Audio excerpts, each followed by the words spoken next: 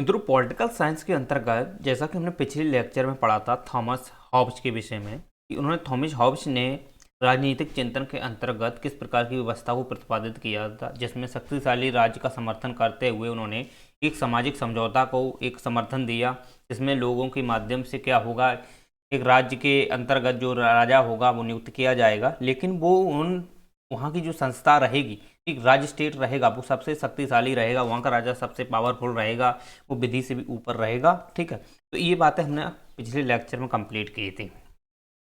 आज का जो हमारा लेक्चर है वो लेक्चर रहेगा जॉन लॉक से संबंधित।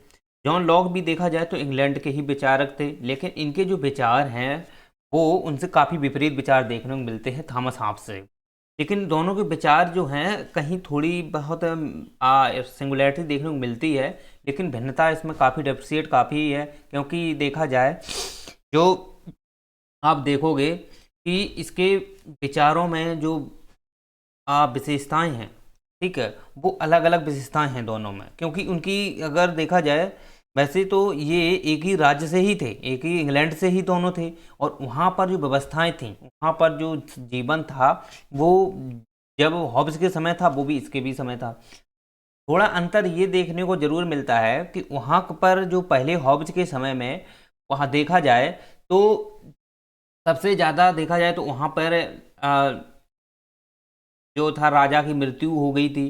ठीक है, राजा की मृत्यु हो गई तो एक प्रभाव ये पड़ा था, दूसरा था कि वहाँ पे ज़्यादा से ज़्यादा साइंटिफिक आधुनिकीकरण ये भी हो रहा था।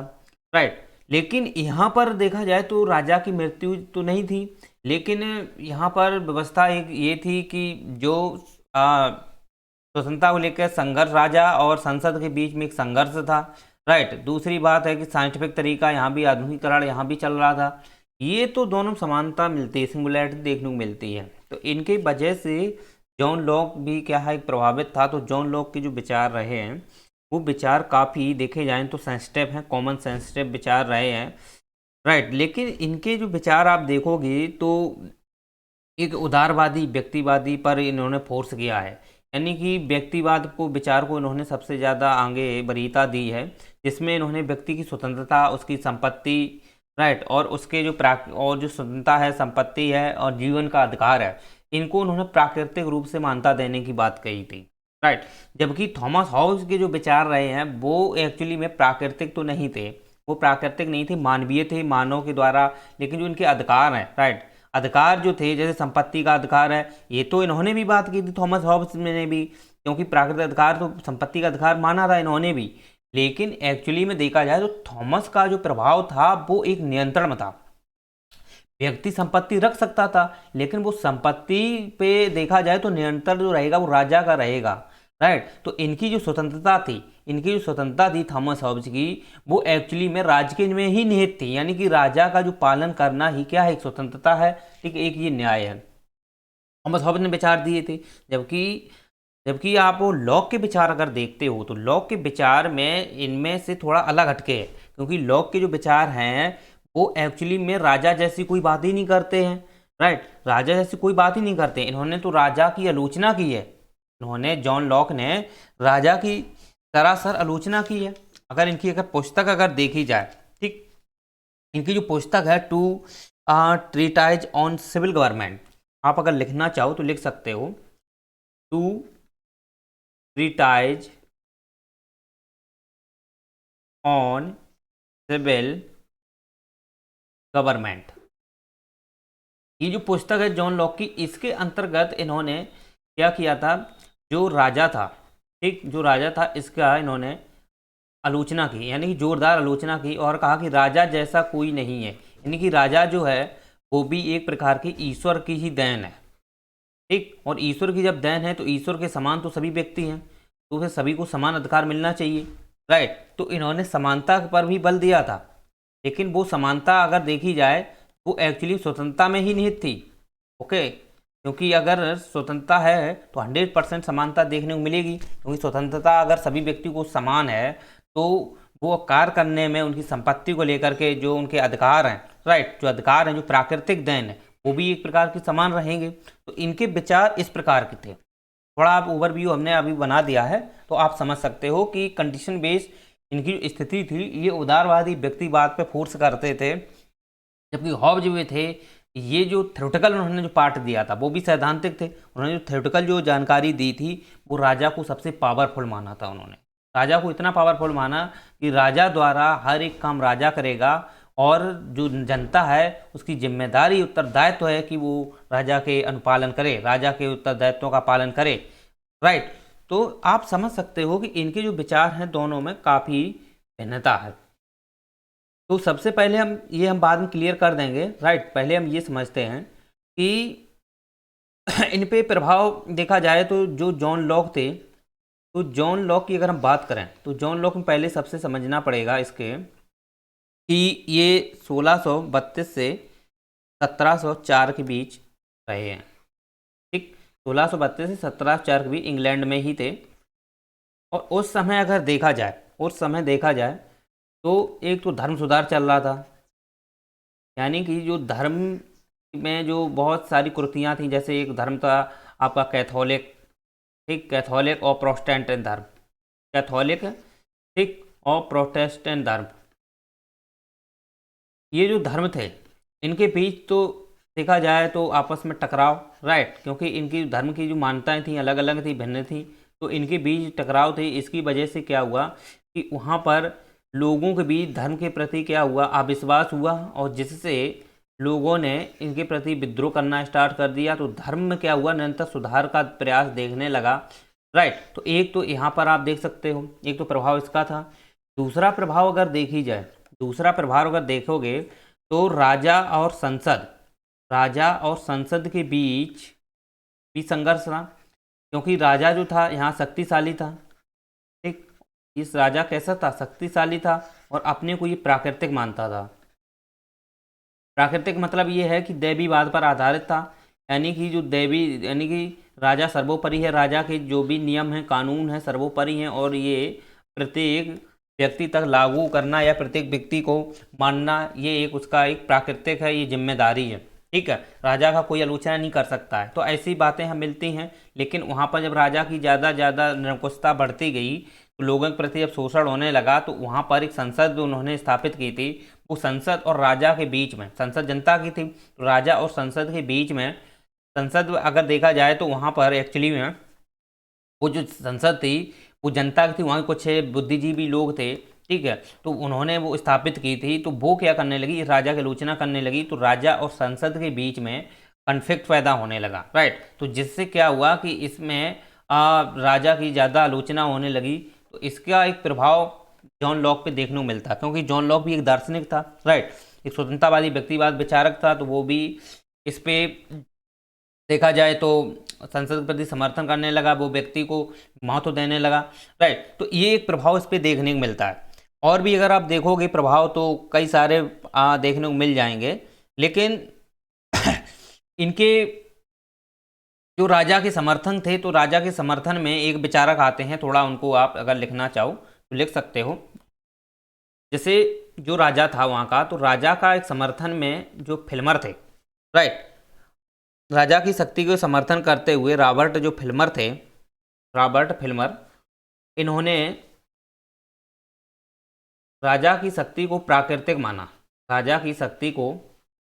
प्राकृतिक माना और कहा कि राजा सर्वोपरि है और दैवीवाद सिद्धांत पर आधारित है। यानी कि राजा को सर्वोपरि माना और दैवीवाद सिद्धांत पर आधारित माना, यानी कि इसका कोई विरोध नहीं कर सकता है, यानी कि इसके नियम कानून हैं वो सर्वोपरि माने जाएंगे, प्रत्येक व्यक्ति तक ये समान रूप से सुनियोजित किए जाएंगे, लागू किए जाएंगे, इम्प्लीमेंट किए जाएंगे। राइट। तो ये इन्फोर्समेंट पर अत्यधिक इनका क्या था, इम्पैक्ट था। तो जिसके कारण reason of this condition impact base जो पढ़ता गया, वो क्यों पढ़ा, वो ये मानते थे कि फिल्मर की राजा जो है वो जिस प्रकार के पिता का पुत्र पर अधिकार है, यानी कि जिस प्रकार से ये पुत्र है तो इस पर पिता का क्या है, अधिकार है। राइट। तो उसी प्रकार से राजा का इस जनता पर क्या है, अधिकार है, यानी कि राजा का जनता पर अधिकार है। ठीक, ऐसी बातें इनकी जो देखने को मिलती हैं। तो ये दैवीवाद पर आधारित उनको बताया था फिल्मर ने। तो इन्होंने समर्थन किया था राजा का। ठीक, इन्होंने प्राकृतिक माना राजा को और इनका समर्थन किया। ठीक है, तो इसकी वजह से क्या हुआ कि लॉक जो थे वो भड़कने लगे। तो लॉक ने एक बात कही कि पुत्र पर जो अधिकार है, पुत्र पर जो अधिकार है, वो अधिकार इसलिए है कि जो बालक है वो एक्चुअली में क्या है, अबोध है, उसको कोई ज्ञान नहीं है। अगर जब मुझे ज्ञान आ जाता है तो वो क्या है, स्वतंत्र हो जाता है। ठीक, वो क्या है, वो प्रकृति की बनावट है, यानी कि हर व्यक्ति जो है वो प्राकृतिक देन है। तो प्राकृतिक जब देन है तो लेकिन वो बच्चा अबोध है, अबोध है, तो अबोध होने के कारण उस पुत्र पर पिता का क्या रहेगा, अधिकार रहेगा। लेकिन जब बच्चा बड़ा हो जाता है, किशोर हो जाता है या वयस्क हो जाता है, तो उस बच्चे पर पिता का फिर कोई अधिकार नहीं रहता है। फिर वो स्वतंत्र अपने विवेकशील, विवेक युक्त नियमों के अनुसार वो अपने वो कार्य करने में सक्षम हो जाता है। तो इस प्रकार से इन्होंने जो आलोचना की थी रॉबर्ट फिल्मर की, और कहा कि राजा जो है, राजा कोई दैवीय शक्तियों पर आधारित नहीं है, राजा कोई दैवी शक्तियों पर आधारित नहीं है। राजा को जिस प्रकार से राजा को ईश्वर ने बनाया है, तो उसी प्रकार सभी व्यक्तियों को ईश्वर ने ही बनाया है। राइट, तो इन्होंने ईश्वरीय विधि को माना है। ठीक है, तो लॉक के जो विचार रहे हैं, लॉक के एक दार्शनिक जो विचार हैं वो ईश्वर के प्रति ज़्यादा रहे। उन्होंने कहा कि ईश्वरीय विधि के माध्यम से, ईश्वरीय विधि के माध्यम से ही सभी व्यक्तियों का निर्माण हुआ है, सभी व्यक्तियों का निर्माण हुआ है। अर्थात जो भी व्यक्ति पैदा हुए हैं वो ईश्वर के द्वारा ही पैदा हुए हैं, ईश्वर ने ही उनको जन्म दिया है, उनका पालन पोषण किया है, यानी कि ईश्वर सब कुछ है। यहाँ पे उन्होंने ईश्वर का समर्थन करते हुए कहा कि जिस प्रकार से राजा एक ईश्वर की देन है, तो उसी प्रकार से जनता भी, प्रत्येक प्राणी ईश्वर की ही देन है, यानी कि प्रत्येक व्यक्ति ईश्वर की देन है। तो इसके सामने राजा कभी ऊपर नहीं हो सकता है, यानी कि सभी को इन्होंने एक प्रकार से समान अधिकार देने की बात कही, यानी कि सभी व्यक्ति एक समान है। उन्होंने कहा कि सभी व्यक्ति एक समान है, कोई छोटा बड़ा नहीं, सभी एक व्यक्ति समान है। तो इसलिए इन्होंने ईश्वरीय विधि का यूज किया, ईश्वरीय विधि का प्रयोग किया। ठीक, और ईश्वरीय विधि को हम बोल सकते हैं प्राकृतिक विधि, क्योंकि ईश्वर प्राकृतिक है तो प्राकृतिक विधि है। तो प्राकृतिक विधि के अंतर्गत जो व्यक्ति रखा है, इन्होंने वो सर्वोपरि माना, यानी कि व्यक्ति ही सर्वोपरि है, क्योंकि ये ईश्वर की देन है और ईश्वर ने इनको पैदा किया है। तो इसलिए इस व्यक्ति पर किसी का अधिकार नहीं है, इस व्यक्ति पर किसी का अधिकार नहीं है, इस पर कोई बाहरी शक्ति इस पर प्रभाव नहीं डाल सकती, कोई बाहरी शक्ति इस पर प्रभाव नहीं डाल सकती। ये किसी भी कृत्य करने के लिए स्वतंत्र है। तो इन्होंने इस प्रकार के विचारों को अभिव्यक्त किया और कहा कि व्यक्ति जो है वो स्वयं में स्वतंत्र है, स्वयं में विवेकशील है, यानी कि व्यक्ति एक समान है सभी। राइट, तो व्यक्ति स्वयं में स्वतंत्र है, तो वो कार्य करने के लिए क्या है, विवेकशील है, उसके अंदर विवेक है, वो विवेक से कोई भी कार्य करने में सक्षम है, वो किसी भी कार्य को सार्थक बना सकता है। राइट, तो ऐसे विचार जो इनके रहे हैं स्वतंत्रता के लिए, तो काफ़ी विचार जो रहे हैं काफ़ी मनगढ़ंत नहीं है, एक गौड़ विचार रहे हैं। राइट, तो इसी की वजह से इनको एक स्वतंत्रतावादी उदारवादी विचारक कहा जाता है। इनको क्या कहा जाता है, स्वतंत्रतावादी एवं उदारवादी विचारक क्यों कहा जाता है, इसी वजह से क्योंकि इन्होंने स्वतंत्रता को क्या किया था, समर्थन दिया था, स्वतंत्रता का समर्थन किया था। चलिए अब हम बात करते हैं कि इन्होंने जो बात कही थी कि व्यक्ति जो है वो स्वतंत्र है, ठीक है, और उसे जन्म सिद्ध अधिकार प्राप्त हैं, यानी कि उसके जो अधिकार हैं, वो कैसे हैं, जन्म सिद्ध अधिकार हैं, यानी कि जन्म से ही उसको प्राप्त हैं, क्योंकि उसे ईश्वर विधि से पैदा किया गया है, ईश्वर ने उसे पैदा किया है। तो ईश्वर के द्वारा जो उसे दिए गए अधिकार हैं वो क्या है, प्राकृतिक हैं, तो उसे जन्म से ही वो अधिकार प्राप्त हैं। इन अधिकारों पर किसी का हस्तक्षेप नहीं हो सकता, कोई बाहरी शक्ति इस पर प्रभाव नहीं डाल सकती। राइट, तो इसकी वजह से ये जो व्यक्ति है क्या है, ये व्यक्तिवाद है, यानी कि व्यक्ति को क्या करता है, ये स्वतंत्रता देता है, व्यक्ति को असीमित स्वतंत्रता देता है। ठीक, असीमित स्वतंत्रता देता है, इसे सीमित नहीं कोई कर सकता, इसे सीमित नहीं कर सकता। राइट, अभी हम आगे बताएंगे, थोड़ा और समझ लो कौन सीमित करता है कि नहीं करता है। तो वैसे तो इन्होंने बात यही बोली कि इसे कोई असीमित नहीं कर सकता है अगर, ठीक है, तो इसके लिए इन्होंने एक पूरा व्यक्तिवाद सिद्धांत इन्होंने जो दिया है, यही दिया है कि व्यक्ति स्वयं में स्वतंत्र है, विवेकशील है, उसे प्राकृतिक जन्म सिद्ध अधिकार प्राप्त है, यानी कि जन्म से ही उसको अधिकार प्राप्त हैं और कोई छोटा बड़ा नहीं है, कोई छोटा बड़ा नहीं है, और प्रत्येक व्यक्ति को एक समान अधिकार मिलने चाहिए। ओके, सभी व्यक्ति को एक समान अधिकार मिलने चाहिए। राइट, अब बात करते हैं कि ये जो अधिकार हैं, ठीक, जन्म सिद्ध अधिकार हैं, तो जन्म सिद्ध इन्होंने प्राकृतिक अधिकार जो दिए हैं वो कौन कौन से दिए हैं। तो प्राकृतिक अधिकार के अंतर्गत इन्होंने 3 प्रकार के अधिकार दिए हैं। प्राकृतिक अधिकार में इन्होंने 3 प्रकार के अधिकार दिए हैं। पहला, जीवन की स्वतंत्रता, जीवन जीने का अधिकार, यानी कि हर व्यक्ति को जीवन जीने का अधिकार है। ठीक, कोई व्यक्ति किसी पर प्रभाव नहीं डाल सकता। राइट, हर व्यक्ति की अपनी एक संप्रभुता है, एक अपना व्यक्ति का हर एक कोर है। राइट, ये हर व्यक्ति का अपना कोर है, जीवन की स्वतंत्रता है, तो वो अपने में स्वतंत्र है। राइट, वो अपने में स्वतंत्र है और वो जीवन जीने के लिए अधिकृत है। तो ऐसे इनके जो विचार रहे हैं काफ़ी देखे जाएं तो जीवन जीने योग्य व्यक्तियों का समर्थन करते हुए इन्होंने जीवन से जुड़ी जो एक विचार रहे हैं, इनको सार्थक रूप में इन्होंने प्रयास किया है कि प्राकृतिक अधिकार की ही देन है, यानी कि ईश्वरीय विधि है, यानी कि ईश्वरीय अधिकार है, यानी कि अगर ईश्वरीय विधि द्वारा व्यक्ति पैदा हुआ है तो निश्चित तौर पर उसके अधिकार हैं वो प्राकृतिक अधिकार हैं, और प्राकृतिक अधिकार में उसे जीवन जीने का भी अधिकार है। उसके जीवन को कोई हस्तक्षेप नहीं कर सकता है, उसके जीवन में कोई किसी प्रकार का प्रभाव नहीं डाल सकता है, तो उसे जीवन की स्वतंत्रता है, उसे जीवन जीने का अधिकार है। तो ये एक प्राकृतिक अधिकार है, यानी कि भगवान की देन है, ये ईश्वर की देन है, इसे कोई परिवर्तित नहीं कर सकता है। दूसरा इन्होंने एक अधिकार दिया है, वो दिया है आपकी संपत्ति का अधिकार।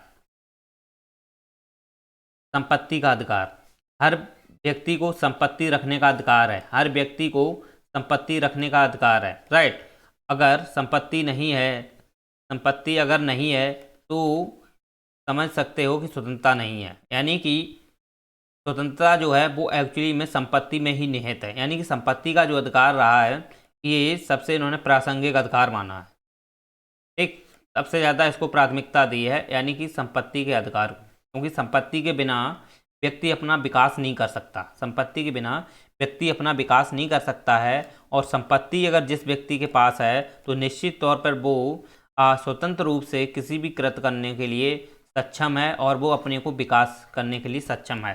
तो संपत्ति को उन्होंने सबसे ज़्यादा प्राथमिकता दी और संपत्ति को इन्होंने कहा कि संपत्ति एक प्रकार का प्राकृतिक अधिकार ही है, एक प्राकृतिक अधिकार है, प्रत्येक व्यक्ति को समान संपत्ति रखने का अधिकार है। राइट, लेकिन व्यक्ति अपनी श्रम के माध्यम से क्या करता है कि किसी भी संपत्ति को, ठीक, किसी भी प्राकृतिक संपत्ति को अगर उसमें श्रम जोड़ देता है, देखो मान लो कोई संपत्ति है, ठीक, वो प्राकृतिक संपत्ति है, अगर वो व्यक्ति मेहनत करके अगर कुछ श्रम इसमें जोड़ देता है संपत्ति में, तो उसकी निजी संपत्ति हो जाएगी। यानी निजी संपत्ति का समर्थन इन्होंने किस उद्देश्य से किया है, उसकी श्रम के आधार पर, यानी कि प्रत्येक व्यक्ति श्रम करे। राइट, और श्रम जब करेगा तो उसकी कुछ संपत्ति है वो प्राकृतिक संपत्ति में संलिप्त हो जाएगी, तो वो प्राकृतिक संपत्ति उसकी निजी संपत्ति बन जाएगी। ओके, तो और ये निजी संपत्ति जो है एक्चुअली में ये क्या है, वो एक स्वतंत्र है, इस संपत्ति को अधिकृत करने के लिए वो स्वतंत्र है, अपनी मेहनत करने के लिए वो स्वतंत्र है, उस पर बाहरी शक्तियों का कोई प्रयोग या दुरुपयोग नहीं किया जाएगा। तो मुझे लगता है ये चीज़ें आपको समझ में आ गई होंगी कि किस प्रकार से उन्होंने प्राकृतिक संपत्ति को रखा। ठीक है, तीसरा जो है वो है स्वतंत्रता का अधिकार है,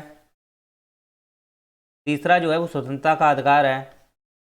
तो स्वतंत्रता का अधिकार जो है वो एक्चुअली में वो देखा जाए तो संपत्ति के नीचे उन्होंने रखा है कि अगर व्यक्ति के पास संपत्ति है, सब कुछ है, तो वो 100% है, वो स्वतंत्र है, किसी को कार्य करने के लिए वो सक्षम है।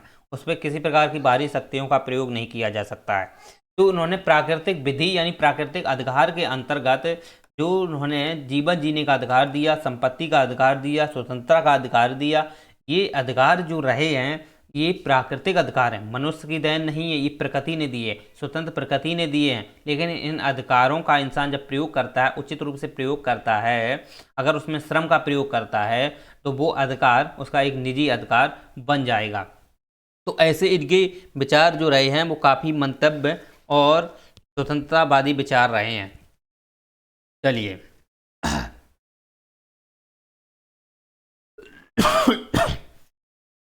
तो उम्मीद करते हैं कि आपको ये चीज़ें समझ में आ गई होंगी कि इनके जो विचार रहे हैं वो किस प्रकार के रहे हैं। क्योंकि प्राकृतिक अधिकार में तो इन्होंने जो देखे जाएं इसलिए दिए थे क्योंकि जो व्यक्ति हैं वो व्यक्ति किसकी देन है, ईश्वर की देन है। ठीक है, मानव का निर्माण ईश्वर ने किया है। ठीक है, भगवान व्यक्ति को भगवान ने ही बनाया है। ठीक है, तो सभी व्यक्ति ईश्वर के समान हैं और सभी व्यक्तियों को ईश्वर ने विवेक दिया है, तो विवेक से व्यक्ति कार्य करेगा, संपत्ति की सुरक्षा करेगा। ठीक है, अपनी संपत्ति की सुरक्षा निजी कर सकता है, लेकिन इसके लिए एक स्टेट राज्य की भी बात कही है, थोड़ा हम उस पर बात करेंगे। राइट, तो इस वजह से जो व्यक्ति है वो विवेकशील है और विवेकशील होने के परिणाम स्वरूप वह अपनी जीवन की समाप्ति नहीं करेगा, ना ही वह जीवन की संपत्ति पर किसी पर हमला करेगा। यानी कि एक बात उन्होंने और कही थी कि जो संपत्ति का अधिकार है वो सभी को प्राप्त है। राइट, वो व्यक्ति सभी को प्राप्त है, तो इस संपत्ति का अधिकार पर कोई हस्तक्षेप नहीं करेगा, कोई संपत्ति एक व्यक्ति दूसरे की संपत्ति पर हमला नहीं करेगा।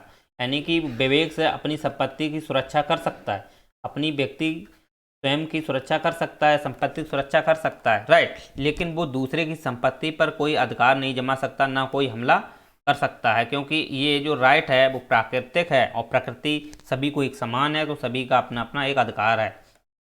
चलिए, तो इन्होंने इस प्रकार के जो विचार रखे हैं वो काफ़ी प्रासंगिक विचार आज भी वर्तमान में इनके देखने को मिलते हैं संपत्ति के, क्योंकि उदारवादी विचार हैं। तो उदारवादी जो व्यवस्था है वो भारतीय संविधान में देखने को मिलती है, सभी को संपत्ति का अधिकार दिया गया है, लेकिन वो संपत्ति जो है वो एक्चुअली में कानूनी के तहत है, लेकिन हर व्यक्ति फिर भी अपनी संपत्ति जो मेहनत करके रखता है वो उसकी एक निजी संपत्ति होती है।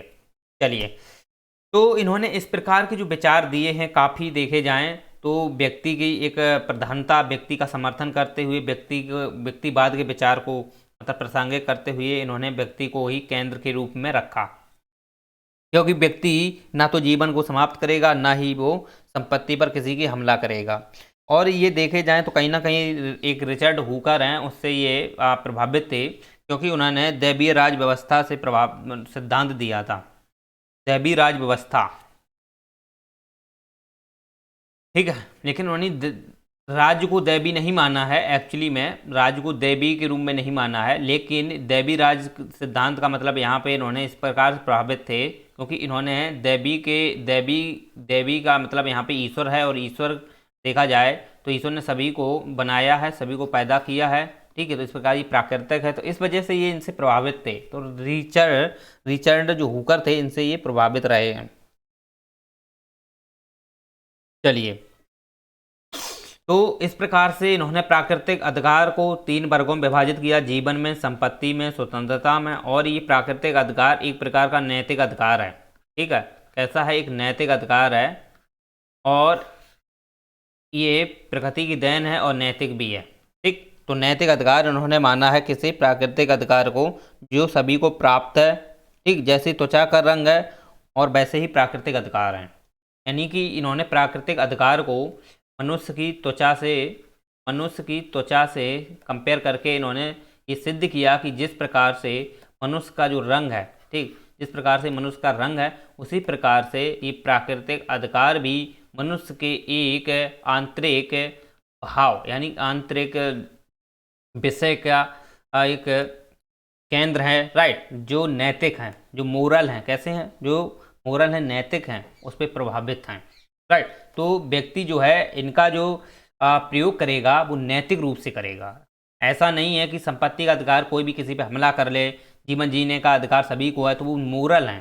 उन्होंने इन चीज़ों को मोरल में रखा, यानी कि ये प्राकृतिक अधिकार एक नैतिक अधिकार है, सभी को स्वतंत्रता, सभी को संपत्ति का अधिकार, सभी को जीने का अधिकार है, तो व्यक्ति अपने अपने हर तरीके से काम करेगा तो 100% वो नैतिकता क्या है, वो नैतिकता में युक्त हो जाएगा, नैतिकता के प्रति एक व्यवहारात्मक समझ हो जाएगी। तो इस वजह से इनके जो विधि या प्राकृतिक अधिकार रहे हैं वो नैतिक से संबंध रखते थे, क्योंकि वो एक प्राकृतिक अधिकार एक ईश्वरीय अधिकार है और ईश्वर जो अधिकार देता है वो नैतिक अधिकार होते हैं और वो आंतरिक भाग का एक हिस्सा होते हैं। तो इसलिए ये जो अधिकार रहे हैं वो नैतिक अधिकार रहे हैं। तो इनके जो आप समझ सकते हो। ओके, चलिए, तो उम्मीद करते हैं आपको ये चीज़ें समझ में आ गई होंगी। अब हम बात करते हैं आगे।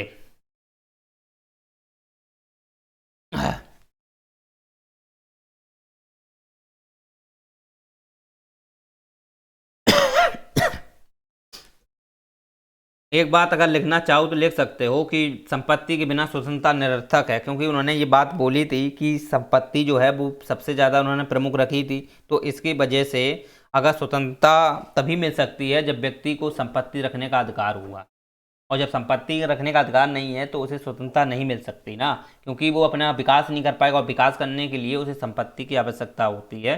तो इसलिए इस संपत्ति को उन्होंने प्राथमिक रूप से प्रथम वरीयता दी है। ठीक, अब द्वितीय वरीयता उन्होंने किसे दी है थोड़ा समझते हैं।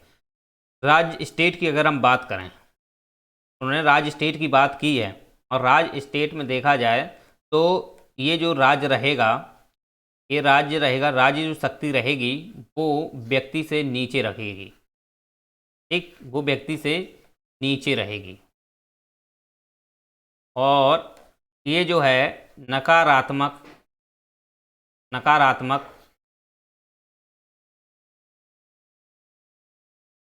शक्ति द्वारा प्रभावित रहेगा। नकारात्मक शक्ति द्वारा का मतलब ये हुआ कि जो यहाँ की पुलिस व्यवस्था रहेगी, जो राज्य की पुलिस व्यवस्था रहेगी, उसका काम क्या है? उसका काम क्या है? व्यक्ति की सुरक्षा। व्यक्ति की सुरक्षा में आप आंतरिक सुरक्षा और बाहरी सुरक्षा, क्योंकि आंतरिक और बाहरी सुरक्षा रहेगी तो व्यक्ति की सुरक्षा करेगा, आंतरिक हो बाहरी हो दोनों प्रकार की सुरक्षाएं करेंगी, राइट। और दूसरा है इसके संपत्ति की सुरक्षा, यानी कि इन्होंने संपत्ति और व्यक्ति की सुरक्षा को लेकर के इन्होंने फोर्स किया है। और लेकिन ये जो विचार नकारात्मक हैं, कैसे हैं? नकारात्मक है। क्यों नकारात्मक? इसलिए हैं क्योंकि देखे जाएं तो पुलिस व्यवस्था तो है ही, राज्य क्या है? राज्य, इन्होंने राज्य को एक नकारात्मक स्टेट के रूप में वर्गीकृत किया है। वो इसलिए किया है कि पुलिस तो है, राज्य तो रहेगा, लेकिन राज्य का जो कार्य है वो सीमित रहेगा। ठीक, और सीमित रहेगा, वो व्यक्ति के नीचे रहेगा, क्योंकि व्यक्ति के जो अधिकार हैं, जो व्यक्ति के जो प्राकृतिक अधिकार हैं, उस पर किसी प्रकार का हनन या कोई विचार मतलब हनन वगैरह कुछ वैसा नहीं करेंगे, यानी कि प्राकृतिक अधिकारों को बनाए रखेंगे, उनकी सुरक्षा करेंगे, उनकी संपत्ति की सुरक्षा करेंगे, उनकी स्वतंत्रता की सुरक्षा करेंगे, ठीक, उनके जीवन की सुरक्षा करेंगे। इसलिए राज्य स्टेट की इन्होंने बात की, लेकिन राज्य स्टेट रहेगा वो एक्चुअली में उसके नीचे रहेगा। क्या राज्य स्टेट जो उन्होंने दूसरी बात कही है कि इन्होंने इसके लिए सहमति का सिद्धांत पर बात, राज्य को उन्होंने जो बताया है वो सहमति के आधार पर बताया है। वो कैसे? सहमति के सिद्धांत की पूर्णता, आप अगर हेडिंग डालो तो लिख सकते हो सहमति के सिद्धांत की जो पूर्णता है उसके अंतर्गत इन्होंने कहा कि जो शासन रहेगा वो संवैधानिक रहेगा। ठीक, शासन रहेगा वो संवैधानिक रहेगा, यानी संविधान पर आधारित शासन रहेगा। और ये जो संविधान है, एक्चुअली ये संविधान है, ये व्यक्तियों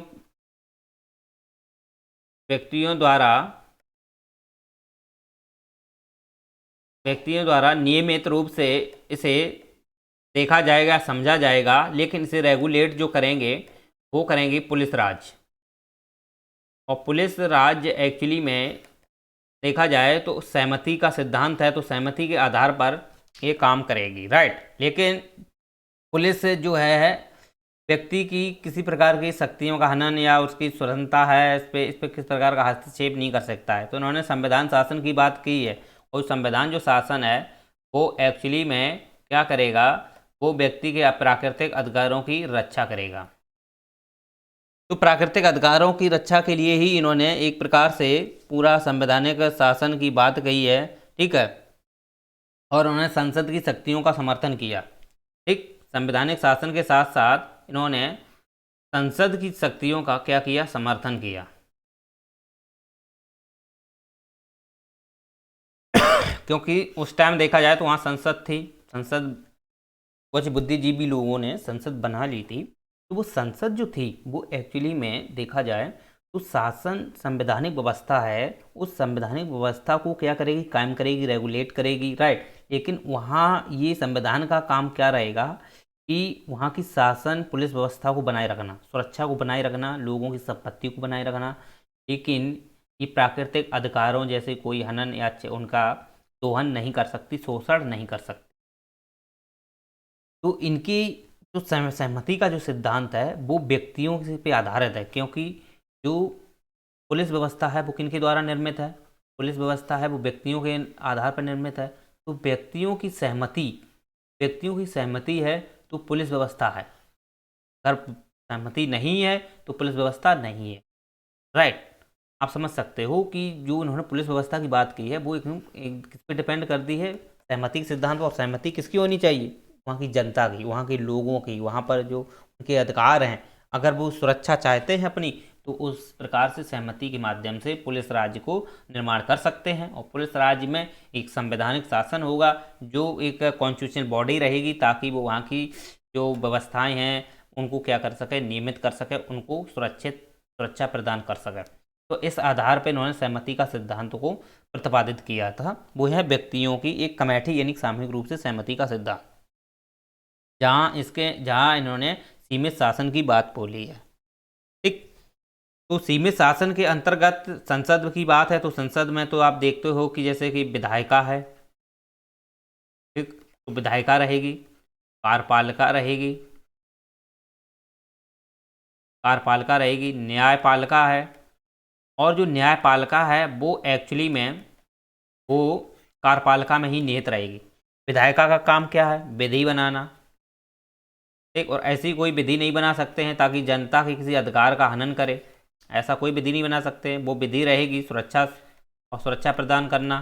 ठीक, टैक्स की बात आती है तो इन्होंने टैक्स की देखा जाए तो एक स्वच्छंद है, यहाँ पे स्वेच्छा है, क्योंकि अगर कोई शासन चलेगा तो उसके लिए टैक्स की तो आवश्यकता पड़ती है। तो ये स्वेच्छा से मतलब ये टैक्स था, जनता दे सकती है तो ठीक, अपना रेगुलेट करो, और नहीं देती तो कोई बात नहीं, अनिवार्य नहीं है। कार्यपालिका है, एक ये क्या है, इन विधियों को लागू करेगी, और इन विधियों को लागू करने के साथ साथ इनमें न्याय भी करेगी। तो न्याय की जो व्यवस्था है वो इसी के अंतर्गत है, राइट। तो इस पर हम देख सकते हैं कि इन्होंने शक्तियों का पृथक्करण का जो सिद्धांत है, सेपरेट ऑफ पावर है, शक्तियों का पृथक्करण सिद्धांत है, वो एक्चुअली में जो दिया है इन्होंने शक्तियों के पृथक्करण। वैसे तो पूर्ण रूप से देखा जाए अलग अलग शक्तियों का जो पृथक्करण है वो मॉन्टेस्क्यू ने दिया है। मॉन्टेस्क्यू विचारक पढ़ेंगे आगे, तो उन्होंने अलग अलग शक्तियों का सिद्धांत दिया है, अलग अलग, यानी कि विधायिका की अलग है, कार्यपालिका अलग है, न्यायपालिका अलग है। और इनकी जो पावर है एक दूसरे में कोई रिलेट नहीं होगी, ना आपस में इनका कोई संबंध रहेगा। लेकिन भारतीय संविधान में पूर्ण रूप से ऐसी कोई शक्ति नहीं देखने को मिलती। अनुच्छेद 50 में ये बात जरूर की गई है शक्तियों पृथक्करण, लेकिन वो एक दूसरे में कोरिलेट कर जाती हैं, राइट, ये ओवरलेप कर जाती हैं। लेकिन यहाँ पर ओवरलेपिंग जैसी कोई बात नहीं होगी मॉन्टेस्क्यू में, और जबकि इसमें देखा जाए तो यहाँ पर ओवरलेपिंग देखने को मिलती है। देखो न्यायपालिका है वो कार्यपालिका में ही है, ठीक है, विधायिका की अलग है।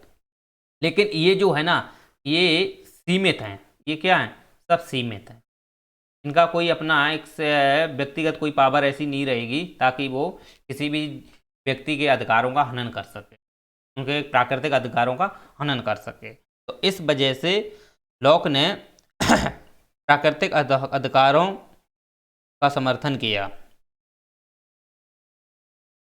ठीक, यदि ये क्या करते हैं, यदि यही सरकार, ठीक, अगर ये सरकार उनके प्राकृतिक अधिकारों की अवहेलना करते हैं, यानी कि प्राकृतिक अधिकारों की अवहेलना करते हैं, तो जनता जो है वो क्रांति करने के लिए स्वतंत्र है। यानी कि जनता क्रांति करेगी 100%। क्यों? क्योंकि अगर ये क्या करेंगे, ये जो संसद है, संसद में जो विधायिका कार्यपालिका जो वहाँ की व्यवस्था, पुलिस राज है, पुलिस स्टेट बोल सकते हो, पुलिस राज्य है, अगर पुलिस राज्य प्राकृतिक अधिकारों का हनन करती है, ठीक, कोई विधि के माध्यम हनन करती है, तो जनता को ये अधिकार दिया है कि वो स्वतंत्र रूप से क्या कर सकती है, क्रांति कर सकती है, और ये पुलिस स्टेट को हटा भी सकती है, पुलिस स्टेट को हटा भी सकती है। उम्मीद करते हैं ये चीज़ें आपको स्पष्ट हो गई होंगी, क्योंकि इन्होंने जो जॉन लॉक रहे हैं, इनके जो विचार रहे हैं वो व्यक्तिवादी उदारवादी विचार को प्रासंगिक रहे हैं। इसकी वजह से इन्होंने क्रांति जैसी व्यवस्थाओं को भी यहाँ पर प्रमाणित किया, उन्होंने निहित किया है। ठीक, चलिए, तो उम्मीद करते हैं ये आपको ये चीज़ें समझ में आ गई होंगी।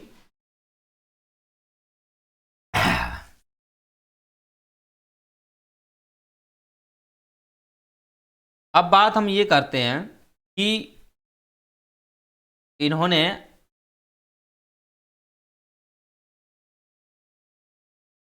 धार्मिक स्वतंत्रता पर भी जोर दिया था, थोड़ा आप नोट डाउन कर सकते हो कि जो स्वतंत्रता थी, मैंने आपको बताया था कि स्वतंत्रता है जिसमें संपत्ति रखने की है, ठीक है, तो साथ ही साथ उन्होंने धार्मिक स्वतंत्रता को भी समर्थन दिया है।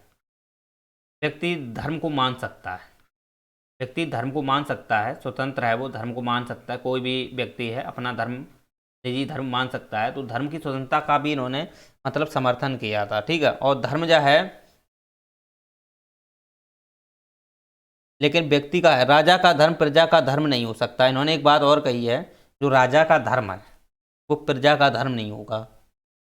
यानी कि वहाँ पे जो राजा था, वहाँ पे आपको पता ही था कि पोप का शासन था, तो पोप की वजह से यूरोप में पूरे पोपाई का प्रशासन रहा है, तो उनके दो भागों में था, कैथोलिक और प्रोटेस्टेंट, दोनों के विचार अलग अलग थे। तो बात यहाँ पे आती है कि जो राजा था अपने अकॉर्डिंग वो धर्म को चलाता था, तो राजा का जो धर्म रहेगा वो प्रजा का धर्म नहीं, प्रजा का अपना एक अलग धर्म मान सकते हैं, राजा के धर्म को फॉलो नहीं करेंगे वो। बस इन्होंने धर्म की स्वतंत्रता को इस प्रकार से विनियमित करने का प्रयास किया था, और कोई ज़्यादा खास है नहीं।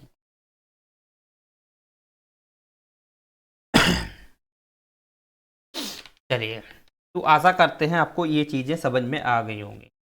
अब इनकी आलोचना थोड़ा समझ लेते हैं। उन्होंने इनकी आलोचना भी की जाती है। आलोचना, आलोचना में अगर देखें तो इनकी आलोचना है वो मैक्स फर्सन ने की है। मैक्स फर्सन,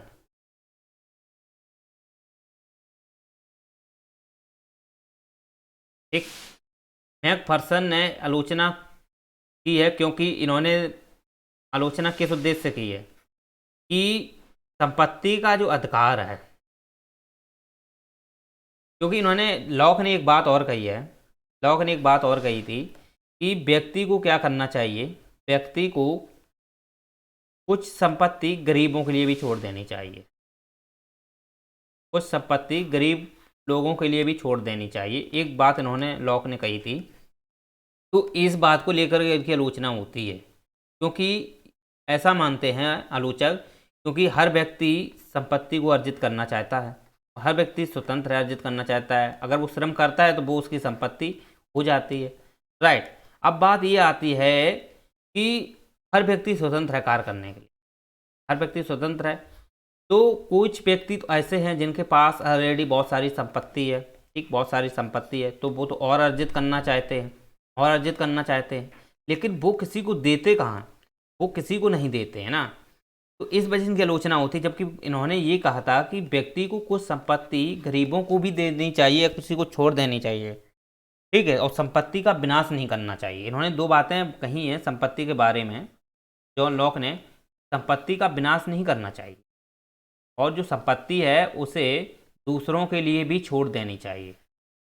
विनाश नहीं करना चाहिए ये तो बात सही है, लेकिन दूसरों के लिए छोड़ देनी चाहिए ये तो इम्पॉसिबल है, कोई व्यक्ति दूसरे के लिए संपत्ति नहीं छोड़ता, सभी स्वार्थी टाइप के व्यक्ति हैं। तो इन्होंने यही बात कही थी कि संपत्ति दूसरे के लिए छोड़ देनी चाहिए, लेकिन मैकफर्सन ने कहा कि सभी व्यक्ति स्वार्थी टाइप के हैं, तो कोई व्यक्ति दूसरे पर संपत्ति नहीं छोड़ सकता है। तो ये तो बात इन्होंने खंडित की है, किनकी, लॉक की, और आलोचना की कि ये व्यक्ति जो है वो पूंजीवादी व्यक्ति है, यानी कि पूंजीवादी व्यक्ति का इन्होंने वरीयता दी है किसको, लॉक को, ने मैकफर्सन ने। मैकफर्सन ने यही कहा कि ये व्यक्ति पूंजीवादी है, और क्योंकि संपत्ति का जो वितरण कर रहा है ऐसा तो असंभव है, कोई व्यक्ति संपत्ति नहीं वितरण करना चाहता, सब स्वार्थी होते हैं। तो ये बात जो है उन्होंने पूंजीवादी व्यवस्था को इन्होंने प्रमाणित किया कि इस प्रकार से जो व्यवस्था है पूंजीवादी है। इसी के साथ साथ देख सकते हो मैकफर्सन की अगर बुक लिखना चाहो तो उसमें लिख सकते हो, इनकी बुक थी political theory of possessive individual, political theory of possessive individual. एक जो ये पुस्तक है, इसी पुस्तक में इन्होंने आलोचना की थी किनकी, लॉक की, ठीक। और इसी में उन्होंने कहा कि हॉब्ज और जॉन लॉक ये क्या हैं, सत्यमूलक हैं। कैसे हैं, सत्यमूलक हैं। सत्यमूलक यहाँ पे किस प्रकार से हैं आप समझ सकते हो, क्योंकि देखे जाएं तो इन्होंने भी प्राकृतिक अधिकार की बात की है। प्राकृतिक अधिकार में हॉब्ज ने भी बात की है और जॉन लॉक ने भी की है। हॉब्ज ने देखा जाए तो प्राकृतिक अधिकार में देखा जाए तो संपत्ति को बनाए रखने की बात इन्होंने भी की है, लेकिन ये संपत्ति जो रहेगी वो राजा के नियंत्रण में रहेगी बात बोली है। जबकि जॉन लॉक ने संपत्ति रखने को सबसे ज़्यादा वरीयता इन्होंने दी प्राकृतिक अधिकार के रूप में इन्होंने भी, लेकिन ये जो रहेगी वो किसी राजा आजा के नियंत्रण में नहीं रहेगी, ये व्यक्ति स्वयं में रखने के लिए स्वतंत्र है और इसकी जो सुरक्षा करेगा वो राज्य स्टेट रहेगा, जो सीमित शासन व्यवस्था में अंतर्गत इन्होंने रखा था। ओके, तो इस प्रकार से इनके जो विचार हैं सत्यमूलक का मतलब ये है प्राकृतिक हैं, तो कैसे हैं, प्राकृतिक विधि से निर्मित हैं, तो इसलिए इनको सत्यमूलक कहा गया है। और इन्होंने कहा है कि व्यक्ति की संपत्ति को व्यक्ति की क्षमता और प्रतिभा का परिणाम माना। इन्होंने एक चीज़ और मानी है कि व्यक्ति की संपत्ति है वो कैसी है, वो उसकी क्षमता एवं प्रतिभा का परिणाम है। ये आलोचना उन्होंने इसलिए की क्योंकि व्यक्ति जो है ना वो अपनी क्षमता है उसके अंदर तो ज़्यादा से ज़्यादा श्रम करेगा और श्रम से संपत्ति अर्जित करेगा। प्रतिभा है उसके अंदर, कैपेसिटी है, एप्टीट्यूड है। अब क्षमता है उसके अंदर किस चीज़ की, संपत्ति को श्रम करने की, यानी संपत्ति को अर्जित करने की, राइट। तो संपत्ति को अर्जित करने की जो शक्ति है वो एक्चुअली में देखी जाए तो क्षमता और प्रतिभा है, राइट। उस व्यक्ति में क्षमता और प्रतिभा है तो 100% वो संपत्ति रख सकता है। तो ऐसी बात भी इन्होंने बोली है, किसने, मैकफर्सन ने, राइट। तो वो किसके संदर्भ में बोली है, वो बोली है लॉक के संदर्भ में, ठीक। क्योंकि लॉक के ही तो प्राकृतिक विचार हैं तो उन्होंने उन्हीं के संदर्भ में बोली है। चलिए, तो उम्मीद करते हैं ये चीज़ें आपको समझ में आ गई होगी। और बात इन्होंने एक कही थी कि जो संपत्ति को अर्जित, दो प्रकार के आरोप प्रतिबंध लगाए हैं। तो पहला तो प्रतिबंध हमने आपको ऑलरेडी बता ही चुके हैं, मैकफर्सन की आलोचना ही में आप लिख सकते हो कि इन्होंने दो प्रकार के प्रतिबंध लगाए हैं। एक प्रतिबंध लगाया है संपत्ति का विनाश नहीं करना चाहिए, दूसरा संपत्ति का कुछ हिस्सा गरीबों को भी देना चाहिए, छोड़ देना चाहिए। ये जो दो प्रतिबंध आरोप लगाए हैं, ये प्रतिबंध आरोपित हैं, ये इन्होंने खंडित किए क्योंकि ये बातें सब झूठी हैं। कोई भी संपत्ति को दूसरे को नहीं दे सकता, सब व्यक्ति स्वयं में स्वार्थी हैं और लालची हैं। वो इस प्रकार से इन्होंने इनको पूंजीवादी व्यक्ति की प्राथमिकता दी। चलिए, तो मुझे लगता है जॉन लॉक का विचार इतना ही था। अगर निष्कर्ष में लिखना चाहो तो लिख सकते हो कि लॉक की संपत्ति में व्यक्ति का जीवन शामिल है, क्योंकि लॉक की जो संपत्ति है उसी में जीवन शामिल है। बिना संपत्ति के कोई व्यक्ति विकास कर ही नहीं सकता, बिना संपत्ति व्यक्ति कोई स्वतंत्र रह ही नहीं सकता है। तो संपत्ति को सर्वे पर भी माना है, तो इसलिए जीवन जो जुड़ा है वो संपत्ति से जुड़ा है। तो इस प्रकार से कह सकते हो कि लॉक की संपत्ति में व्यक्ति का जीवन ही जुड़ा है और उसकी आज़ादी भी उसी में शामिल है। आज़ादी यानी कि स्वतंत्रता और जीवन दोनों संपत्ति में ही निहित हैं, ठीक। इसलिए उसने उदारवाद, संविधानवाद का मार्ग देते हुए एक सीमित शासन की बात कही और शासन द्वारा इस स्वतंत्रता और संपत्ति की सुरक्षा बनाए रखने की बात बोली। इस प्रकार से आप निष्कर्ष दे सकते हैं। चलिए, तो आशा करते हैं आपको ये चीज़ें स्पष्ट हो गई होंगी कि लॉक के विचार किस प्रकार के थे। उनके विचार अगर आप देखना चाहो तो मूल्यांकन में थोड़ा समझ लो। मूल्यांकन अगर हम करना चाहें तो मूल्यांकन में इन्होंने संपत्ति को, प्राकृतिक अधिकार को माना। प्राकृतिक अधिकार में तो आपको मैंने बता ही दिए हैं, जैसे जीवन का अधिकार है, एक संपत्ति का अधिकार है, स्वतंत्रता का अधिकार है, ठीक। और ये जो दोनों हैं वो इसी में निहित हैं, संपत्ति के में। बिना संपत्ति के ना जीवन हो सकता, ना स्वतंत्रता मिल सकती, ना वो विकास कर सकता। प्राकृतिक अधिकार की बात कही, ठीक। दूसरी, इन्होंने मूल्यांकन में आप लिख सकते हो कि इन्होंने ईश्वरीय विधि को माना कि ईश्वरीय ही सब कुछ है, ईश्वर द्वारा ही देन है, ठीक। और व्यक्ति जो है वो ईश्वर ने पैदा किया है, ये आप चीज़ें बोल सकते हो, ठीक। मूल्यांकन में आप ये चीज़ें लिख सकते हो। उन्होंने धर्म को भी माना है, ऐसी बात नहीं, धर्म को उन्होंने व्यक्ति की स्वतंत्रता पर छोड़ा है, व्यक्ति की स्वतंत्रता पर छोड़ा है, लेकिन धर्म किसी राजा विशेष का नहीं होना चाहिए, यानी कि उस राज्य स्टेट का कोई धर्म नहीं होना चाहिए, जबकि व्यक्ति अपना धर्म मानने के लिए स्वतंत्र है। ऐसा नहीं है कि राज्य का अपना एक धर्म है, वो सभी को एक समान रूप से लागू कर रहा है, तो वहाँ तो फिर राजतंत्री जैसी व्यवस्था आ जाएगी। तो वहाँ पर देखा जाए तो फिर जो सीमित शासन की बात है वो खारिज हो जाएगी। तो इस प्रकार से धर्म जो है वो किसी राज्य स्टेट का नहीं होना चाहिए, किसी राजा का नहीं होना चाहिए, वो अपनी व्यक्ति उस चीज़ को मानने के लिए स्वतंत्र है। तो मूल्यांकन में ये आप पॉइंट लिख सकते हो। और भी अगर लिखना चाहो तो आप ये भी डाल सकते हो कि उसने सीमित संविधान की बात कही है, सीमित संविधान और सीमित स्टेट की बात है जो बोली है उन्होंने, सीमित स्टेट होना चाहिए, ठीक। वो इसके जो जो सहमति के सिद्धांत पर आधारित है, सहमति के सिद्धांत पर आधारित है, क्योंकि लोगों की सहमति के माध्यम से स्टेट को क्या किया जाएगा, रेगुलेट किया जाएगा, और वो उसके नीचे ही काम करेंगे, ठीक। और इसका काम जो क्या है, व्यक्ति की सुरक्षा और संपत्ति की सुरक्षा। इस प्रकार से इनका जो है कुछ मूल्यांकन आप दे सकते हो। अगर इनकी कंपेयर अगर हॉब्स से करना चाहो तो हॉब्स से इनके कुछ विचार मिलते हैं। वो कैसे मिलते हैं, कुछ प्राकृतिक विधि से मिलते हैं। हॉब्ज के विचार से इनके कुछ मिलते हैं, जैसे हॉब्ज ने जो संपत्ति को बनाए रखा है, तो उदारवादी विचार में वैसे तो संपत्ति को लेकर के उनके जो विचार थे वो संपत्ति की बनाए रखने की बात करते हैं, और इन्होंने भी संपत्ति को बनाए रखने की तो बात बोली है। एक व्यक्ति विवेकशील है, व्यक्ति क्या है, विवेकशील है, व्यक्ति को यहाँ भी विवेकशील माना और व्यक्ति को यहाँ भी विवेकशील माना है। दोनों व्यक्ति कैसे हैं, विवेकशील ही तो हैं, क्योंकि उनके भी विवेकशील है, ठीक है। तार्किक क्षमता से वो काम करेंगे तो वो भी एक विवेकशील है, ठीक है। क्योंकि जो राजा नियुक्त होगा यहाँ का वो किससे माध्यम से होगा, व्यक्तियों के एक पूरा जो यहाँ पर उन्होंने सोशल कॉन्ट्रैक्ट तैयार किया था इसी से नियुक्त होगा, तो ये भी तो विवेक से ही तो काम करेंगे ना, ठीक। अब ऐसा थोड़ी ना है कि वो राजा देखा जाए तो इसकी व्यवस्था को खंडित कर दे, लेकिन इस पर उनके अधिकारों को हमला कर दे, तो ऐसा तो नहीं कर सकता ना, ठीक। विधियों के माध्यम से कुछ ऐसी विधि बना सकता है, काम कर सकता है, नियंत्रण कर सकता है, लेकिन इनके अधिकारों को नहीं हस्तक्षेप कर सकता है। तो इसलिए इनके प्राकृतिक अधिकारों को बल दिया, इन्होंने विवेक पर भी बल दिया, इन्होंने भी विवेक पर बल दिया है।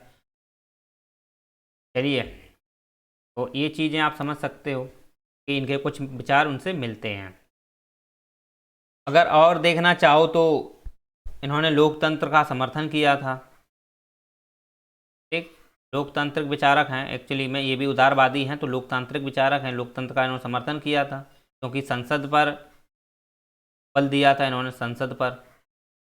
तो ये इनके विचार इस चीज़ को लेकर थोड़े भिन्नता देखने को मिलते हैं। इन्होंने राजा का समर्थन किया था, राजा को शक्तिशाली माना, जबकि इन्होंने संसद को शक्तिशाली सॉरी उसको व्यक्ति को सबसे शक्तिशाली माना है, ठीक। और व्यक्ति के अंतर्गत देखा जाए तो उन्होंने संसद को रखा है, तो इन्होंने राजा को दिया है, इन्होंने संसद को दिया है, ओके। यहाँ पे राजा सबसे सर्वोपरि है, यहाँ पर व्यक्ति सबसे सर्वोपरि माना है, तो ये थोड़ी भिन्नताएं हैं इनमें, ठीक है। इन्होंने सोशल कॉन्ट्रैक्ट की पूरी बात कही है, सोशल कॉन्ट्रैक्ट के माध्यम से व्यक्ति नियुक्त होगा।